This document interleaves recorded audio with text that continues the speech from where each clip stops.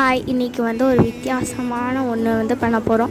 எப்போவுமே நாம் வந்து கொழுக்கட்டை பண்ணுறதா இருந்தால் நம்ம வந்து அரிசி மாவில் தான் பண்ணுவோம். ஆனால் இப்போ வந்துட்டு நம்ம வந்து கோதுமை மாவில் பண்ண போகிறோம். ஓகேவா? இன்றைக்கி நம்ம பண்ண போகிறது கோதுமை கொழுக்கட்டை. வாங்க எப்படி பண்ணுறதுன்னு பார்க்கலாம்.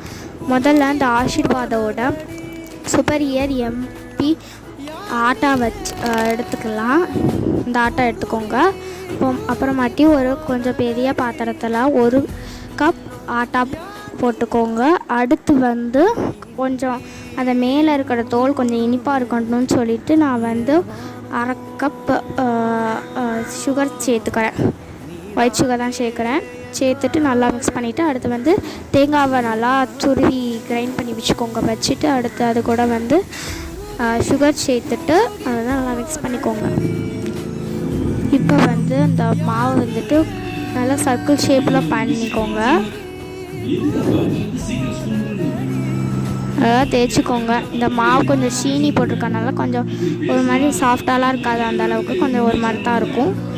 அது பண்ணுறது கொஞ்சம் கஷ்டம், கொஞ்சம் லேட்டாக ஆகும். அதனால் இந்த மாதிரி பண்ணிக்கோங்க. இந்த மாதிரி நல்லா பெருசாக கொஞ்சம் விரித்து விட்டுக்கோங்க. அப்போ தான் கொழுக்கட்டை நல்லாயிருக்கும். அப்போ தான் ஸ்டஃபிங்ஸும் நிறையா வைக்க முடியும், சாப்பிடும்போது ஸ்வீட்டாக இருக்கும்.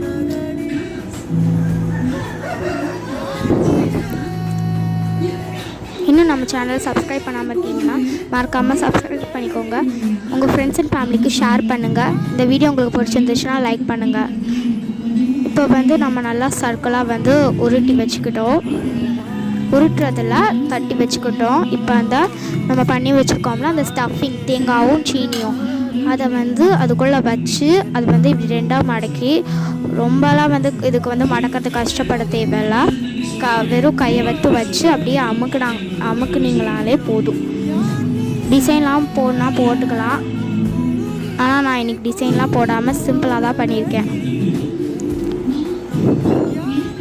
நான் இன்றைக்கி கொஞ்சம் கம்மியாக தான் பண்ணியிருக்கேன். உங்களுக்கு இன்னும் வேணும்னா இப்போ நான் 1 கப்பு பண்ணியிருக்கேன்னா நீங்கள் அதை அப்படியே எக்ஸ்டெண்ட் பண்ணிக்கோங்க, 2 கப்பாக ஆக்கிக்கோங்க. அதே மாதிரி சீனி எல்லாத்தையுமே வந்து இது பண்ணிக்கோங்க. இப்போ வந்து நம்ம எல்லா இதையும் வந்து இது பண்ணியாச்சு.